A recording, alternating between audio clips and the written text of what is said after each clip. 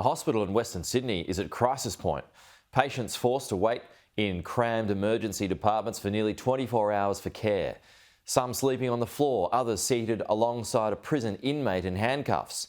It's ignited a war of words between the New South Wales government and the opposition, each blaming the other for letting standards slip.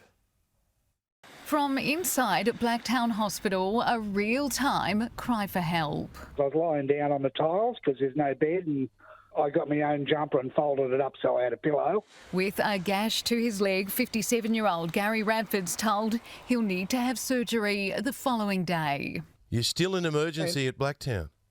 I certainly am, along with about 40 other people. And there's probably been 10 of us that have been here for, good 18 to 24 hours.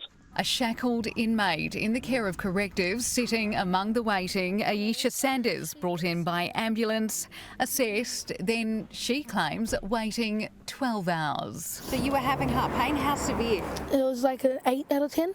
So it was pretty severe. I knew it was going to be a long wait, but I didn't expect it to be like 12 hours. There was one that was speaking to me and he said that he was here for like 11, 12 more hours too. New South Wales Health says Gary was told he could leave the ED to be cared for overnight by a scheme called Hospital in the Home.